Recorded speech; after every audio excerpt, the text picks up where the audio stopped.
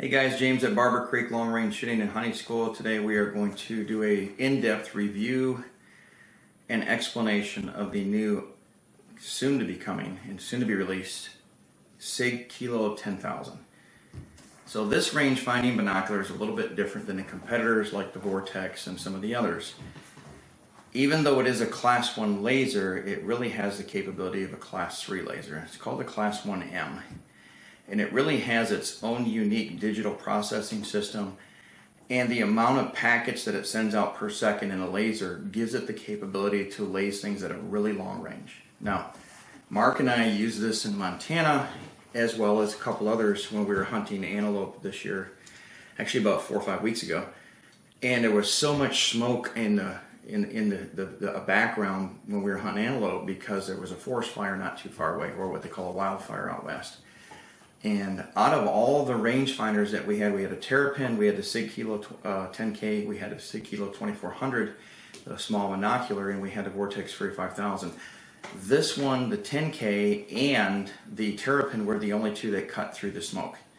So this one really works well. Now it has a mode inside of it that actually allows you to cut through fog, and it has an extreme range, an XR mode, which is an extended range, and to be honest, I've never had to use either because when it rains outside, this one cuts through the rain. I have had problems in the classroom with some of the other rangefinders cutting through the rain. You know, the antelope will be 500 yards, you'll range a target and you'll get 75 yards, and we know that's incorrect. The 10K, we've been running it for quite a few weeks, or a couple months now actually, and it will cut through the rain, it cuts through the fog, and it cuts through the smoke. So that's number one capability. They did make it easier to get into the wind. I'm going to cover that in another section compared to like the Kilo 2400, so it's a lot faster. But what's nice about this one is once you get it set up, which I'm about to walk you through the setup process, once you get it set up, it actually gives you information that no other range-finding binocular gives. This has what's called a matrix screen inside of it, and basically it's one screen that gives you all your information. If you run a Vortex, for instance, like the Fury 5000, you got two screens that constantly flip about every second. And if you got the Kilo 2400, the older model binocular, it has about 2 or 3 screens, same thing, it's constantly rotating. What's nice about the matrix screen on this is when you range the target, all your information, your dial-ups, density, altitude, your wind speed, your wind dial or wind holds or dials, whatever you decide to do, it gives you retained velocity, and it gives you actually retained energy on the target that you actually ranged. So these are a very interesting set of binos. So what I'm going to do real quick is I'm going to go ahead and walk you through how to set it up, and I'm going to walk you through all the menus, so stand by. Okay, going through the menus on the Kilo 10,000, it's very simple. Fire to wake it up. You're going to hold the mode button until you see the new screen. And I'm in range mode. Fire into it, and it's got BDX Elite, external, AMR, line of sight, and back safe. Keep it on Elite if you're going to be using the rangefinder itself. All right, hit back. Arrow down by hitting the mode button. Ballistic profiles, this is where you put in your guns. Gun 3, gun 1, 6mm, 28 nozzle, or whatever.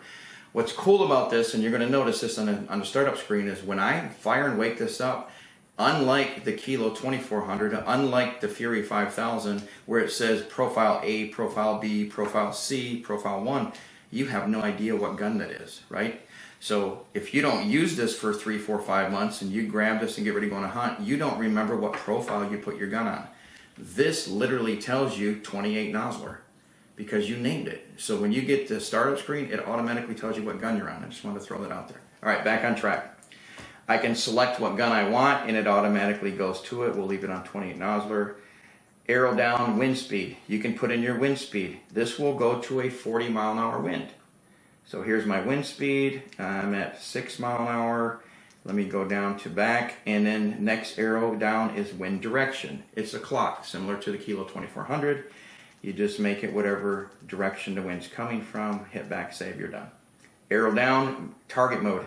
Last, first, best, extended range, fog, and back safe. I'm going to leave it on best. Again, it pretty much does everything I need it to do. Display brightness. If you go into display brightness, you're going to have auto adjust, high 3, high 2. I leave it on auto, and that way the rangefinder itself selects the brightness of the reticle. Okay. All right, next we're going to go into reticle selection. It has a circle, a duplex, a square. Where it says grid on, full, and half, this will give you like a grid, like a crosshair. I leave it all off because I really don't need all that information.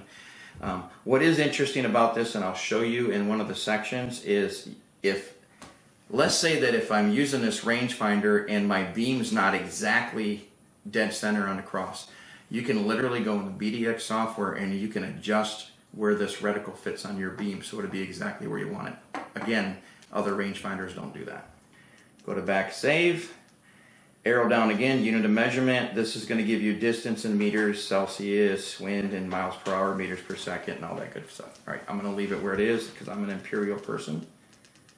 All right. Next, feature settings. This is where you're going to turn on and off your Bluetooth. This is going to get on and off, enable density, altitude, battery saver, startup logo. If you want to see the SIG logo pop up when you start it, you can leave it on. I leave most everything off.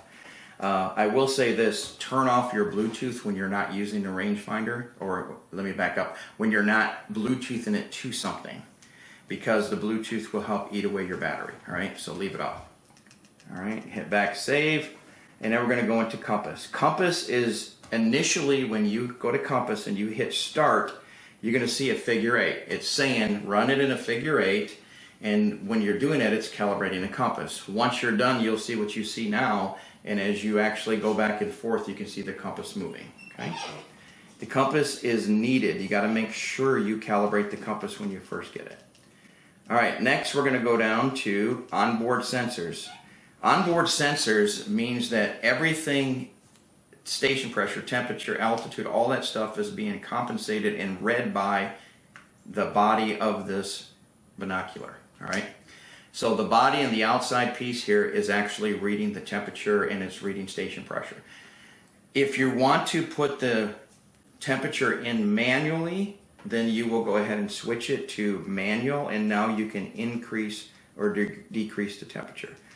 All right, I'm going to leave it on auto for now, all right, and I'll tell you why. If I'm walking outside, hunting outside, I'm carrying this like a regular set of binos, I want the atmosphere outside to be giving me temperature. But here's the downside.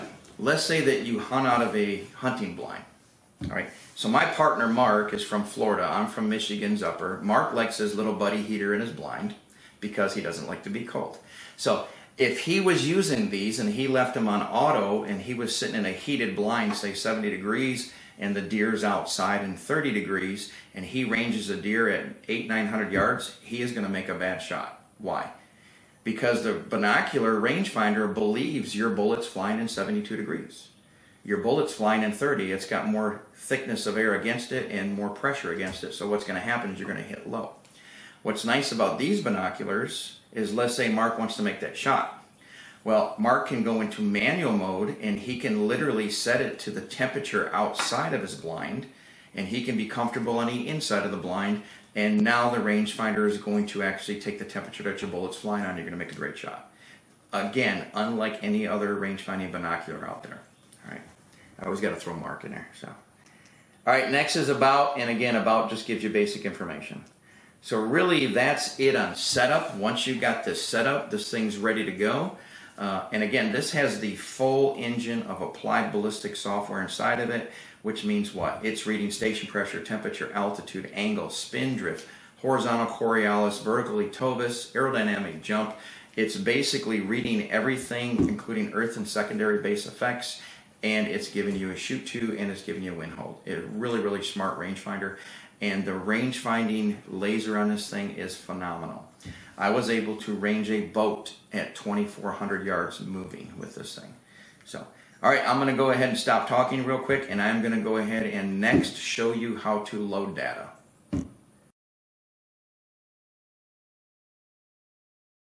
All right, once you've got your rangefinder set up, the Kilo 10K, let's go ahead and send data into it. And how do you do it? Use the BDX app, which is so similar to all the other apps out there for loading or Bluetoothing into rangefinders. It's all applied ballistic software, just a different face. So go to custom profiles, make a new profile. I'm going to select gun, not crossbow. I'm going to name it Mark's Profile, or just Mark's gun, just because he's behind me. I'm going to go to library. It's a .264 caliber because this is a 6.5 Creedmoor school gun that is really dirty, by the way, because we just had class. Hornady ammunition. We're going to select the 140 ELDM match, and it's going to say, do you want G1, G7, or custom curve? If you're ever offered custom curve, accept it. It's a modified G7 that Brian Litz did from Applied Ballistics, and it's just a little bit better than the G7. It's a tweak, because remember, G7 is a standard. That's all it is. Select custom curve. Velocity, we'll put a nominal number in there because I'm going to true the velocities. We'll put 2750. That's about average for a Creedmoor. And barrel twist is 8, right-hand twist barrel. And what we're going to do from there is put in the sight height. Center of the rifle scope to center of the barrel. This is 1.96. And what I'm going to do, oops, someone put in 20. 1.96. I'll learn to type one of these days. Sight scale vertical and sight scale horizontal I'll leave alone because we run Night Force and Trijicon scopes. Both of those track in the high 90s to 100%, so I'm going to leave them where they're at. At this point I'm going to hit save, all right? And then from there I am going to highlight Mark's gun and I am going to send it to the rangefinder. And to do that, just hit sync. And when you hit OK, it says working. I'm going to make sure it's awake, all right? As soon as it's on, it's like boom, 1, 2, 3, it pops it in there. That's done. That's quick. It really sinks that in there super fast. If I go look in a rangefinder now, which I'm going to, you'll actually see that it says Mark's. It's that simple. All right, so that's how you get it in there. Next, I'm going to walk you through how to true velocities. Okay, once we've got our data in the rangefinder, what we need to do is do something called truing velocity. And the way truing velocity works is your initial input, as long as you got the right information, zero range, sight height, ballistic coefficient, the program, Applied Ballistics, will literally back into it, run an algorithm and say, for you to hit a target at X, your velocity has to be Y, right? So the way this works is I already Bluetooth everything in here. I'm going to range the 700-yard target. And it says 700 yards. And basically, it's going to tell Mark to dial 15 minutes. Now, we know it's not going to be perfect, but that's how we true. All right, so go ahead and go in there and Mark dial 15 minutes. And what I'm going to do is I'm going to jump out of film and I'm going to get on the Kawa spotting scope and check his wind real quick.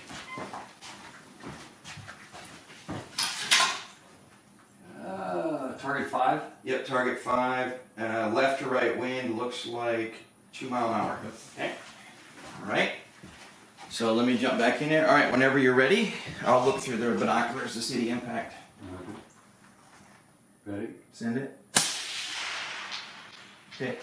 Was that quarter, half minute low? It is. Okay. 3/4 actually. So what we're going to do now, since we hit a little bit low on the plate, which we knew we weren't going to be exact, Mark's going to dial up and reshoot until he hits what he's aiming at. All right, go ahead. Ready? Send it. Looks like it's 1 foot high, but... All right, that's close enough for initial truing. So Mark's maybe a quarter minute high at 700 yards. So here's what we're going to do. Here's how you true. Make sure the rangefinder's awake.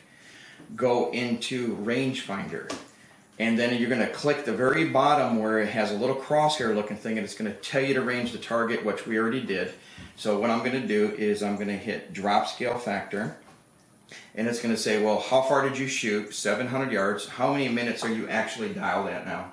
I'm going to say it's going to be 16 3 clicks. So we're going to type in 16.75, hit done, hit calculate. It says your velocity is 2707. I'm going to hit set. I'm going to hit back.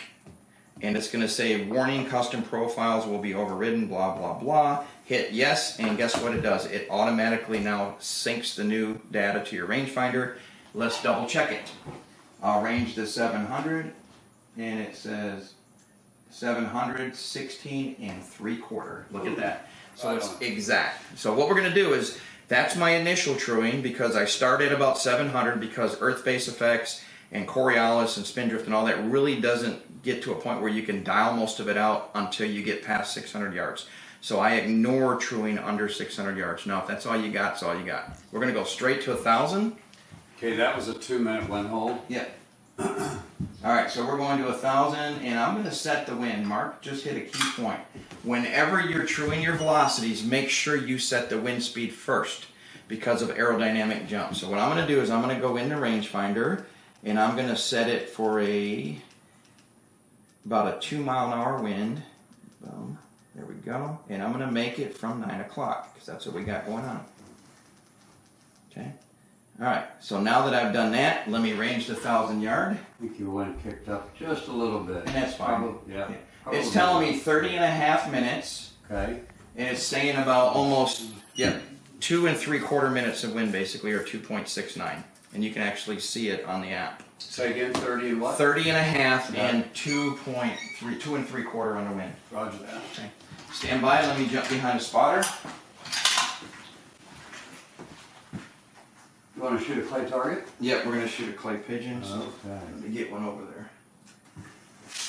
Okay, I just got the long range camera set up on clay pigeon under target 3. The wind is left to right, and we are looking at Like about a 3 it's mile. 3 mile an hour, right? So I'd give it about 3 minutes left wind. Roger that. Okay, spotter up. Ready? Send it. Hit. Go. So I didn't even have to, I know I'm off camera, I didn't even have to re-true the velocities because the initial 700 was so spot on that we actually hit the clay in the first shot at 1,000 yards. That's how you true your velocities. If you would have had to true it again at 1,000 yards, you do it the same thing. You tell the program, hey, it took me this many minutes, I shot 1,000 yards, and you hit. Calculate, it corrects your velocity, sync it back to the rangefinder, you're done. Guys and gals, that's how you true your velocities. Okay, so how do you set the wind in this rangefinder? It's really simple. Fire to wake it up. You're going to hold the mode button and the fire button at the same time, and it's called a quick menu. And you're going to set the wind. And earlier I checked the wind, it was running 3 mile an hour. I'll leave it there. But if you want to increase it or decrease it, you hit the actual plus sign, go to the minus, and decrease it. Go to next, save, set the wind direction. The wind direction at this point is 9 o'clock wind coming from our left, so I'm going to set it to a 9 o'clock wind, and you're going to hit back, save, and it automatically gets back to normal. So what I'm going to do is I'm going to have Mark shoot at that Gims buck out there. Let me range it. Yep. And I got 821 yards. It's telling me 21 3/4 minutes of elevation and 2 1/4 on your wind hold. Ready? Send it. Okay, perfect. Dead Gims buck. Dead. Okay, so that was a dead Gims buck at 812 yards. Here's the interesting part about these that I mentioned earlier, and I'm going to show you. This rangefinder not only gave us the dial-ups, the wind hold, but it told me at that range I have 1,619 feet per second left on impact. It also told me that I have 815 foot-pounds of energy left. So this rangefinder with the matrix screen with everything on it literally tells you if you're capable of killing that animal at that range. So the way I teach in my class is we use cup and core bullets, which means lead core, copper jacket. And we need a retained velocity left on impact when that bullet strikes the animal of at least 1,600 feet per second left. That's why we don't use solid coppers or monolithics for long range hunting. They won't function at those low velocities. Ready?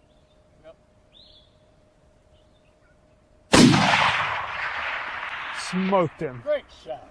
Smoked him. Great shot. But this rangefinder can help you make an ethical shot. Now, your ethics may be different than mine. I'm just saying, I hunt at 1,600 feet per second, retained velocity or more. That's where I could draw the line at. Well, I don't have to guess. Or I don't have to use 2 pieces of gear to tell me that, hey, I've got 1,600 feet per second left. No, it's all in here in one screen. And that's really important for what we do. So if you want to make a really good ethical shot and know that you have enough energy and retained velocity for the bullet to function, penetrate 3 to 5 inches through bone and muscle, get inside a thoracic cavity, cause a large temporary and a small or medium-sized permanent wound cavity, and cause that hydrodynamic shock. This rangefinder allows you to do that, to make that decision, so you can make a really good decision. Okay, using base map. Now, what does base map have to do with this SIG Kilo 10K? Very simply, the way it works is it will Bluetooth to the base map software that you download, the app. What we are noticing, and maybe there's something I need to do different, I need to look into it, but if you don't have phone signal, it's really not working. Now, you don't need the phone signal to send the marker into here, but what I'm seeing is you need it to have the maps. So here's how it works, is once you download the actual base map and you pay for the $29 subscription or the $9 monthly subscription, when you actually connect this via Bluetooth to your cell phone, if you range that elk out there, say for instance at 900 yards, it's going to literally drop a marker in where that animal was at that you shot. So if the animal falls and you got to go across a valley or across a river to go get it, you can literally follow till you get there to that marker, and it's showing you where the animal was supposed to be. So that's kind of a nice trick and a nice tool. I think it's a good idea. Again, I got to dig into it a little bit more and make sure you don't have to have signal for the mapping system to work, but I believe you do at this point. Okay, what we're going to do is I'm going to have Mark shoot at 900 yards. I'm going to let the rangefinder, the body itself, read the temperature in here, which is about 72 degrees. So let me range it. I got 900 yards, and it's saying 25.5 elevation and 3.18 of wind. All right.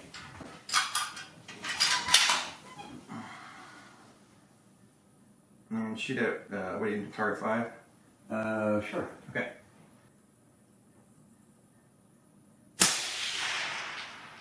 Okay.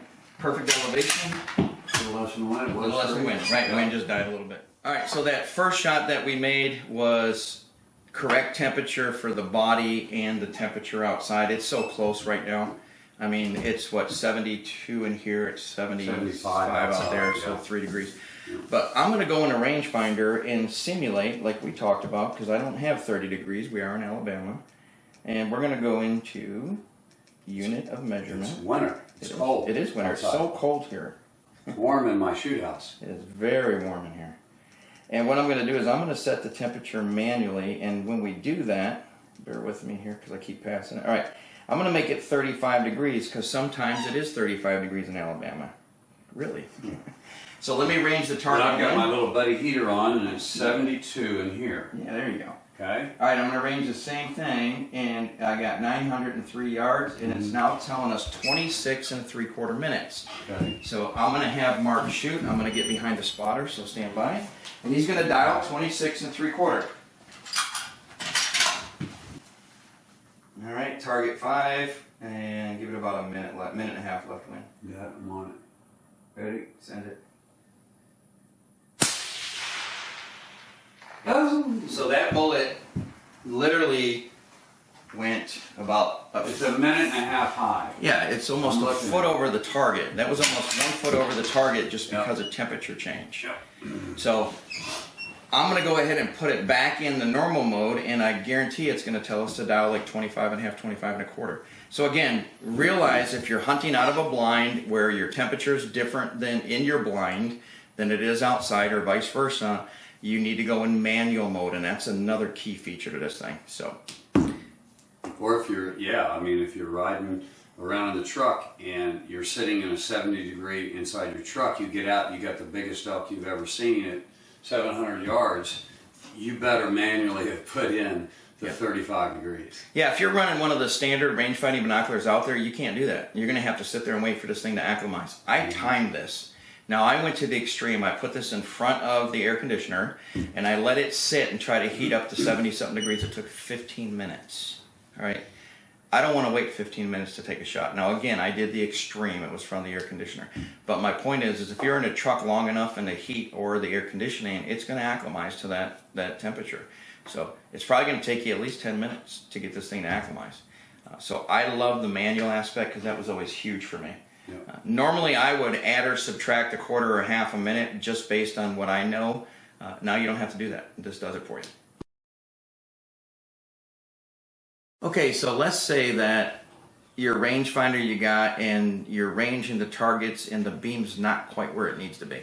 So what's cool about this whole setup is with the VDX app and the Kilo 10K, you can actually adjust the beam in here. Now what I'm going to do, it says to put it on a tripod. I don't have one set up for a binocular. So I'm going to lay it on this bag, and what you do is connect it. You're going to go into the VDX app, you're going to go into the actual rangefinder and hit the gear up top, and where it says alignment mode. As soon as I click on alignment mode, this goes into alignment.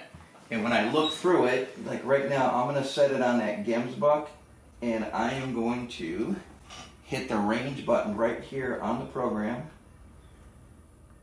and it got 821 yards. If it did not, I would go up, down, left, or right, rearrange it until it works, until you're hitting everything you're ranging at, and now I've just set the rangefinder beam or the actual reticle to the beam. So this is a pretty cool little tool that it has in it that a lot of them don't. Matter of fact, I don't know any that do. So this allows you to adjust where your reticle and your beam line up. That way you're not guessing where your beam's at, like holding at the right side, left side, up or down. All right, so in conclusion, this is probably, again, one of the best ballistic range-finding binoculars out there at this point that does more than the majority of them do. The only thing I see in the future that they're probably going to come out with is wind buttons on the outside, so you don't have to go through a menu, but the menu is not bad. Last thing I'll say is this has a mild greenish tint in the lens. It's supposed to. All right? It doesn't affect the clarity or the sharpness. That mild green tint is so you can see that red matrix with all the letters easier, and that's why they did that. So at this point, too, James, it will Bluetooth to a Kestrel. This will Bluetooth to external stuff, correct? Absolutely, right. But reality is you don't need to. No. This does it all. All right. I'm expecting these to be out in about 2 weeks. We believe the price point is going to be anywhere between $1,600 and $1,800, give or take. Probably closer to $1,800. Again, on par or very similar to the Fury 5000, which is $1,499. This just does a little bit more, so expect to pay a little bit more. Hey, that's it for James and Mark at Barber Creek. Thanks for joining us, and hope you like this review. Barber Creek's long-range hunting school provides you with a skill set to ethically make shots well beyond 800 yards. With one of America's top long-range instructors, a 1,500-yard rifle range, a heated and air-conditioned classroom and shoot house, we are able to teach year-round. We offer luxurious sleeping accommodations and full-course meals for our clients, making us America's premier long-range hunting school. Contact us at barbercreek.com or 334-845-0000.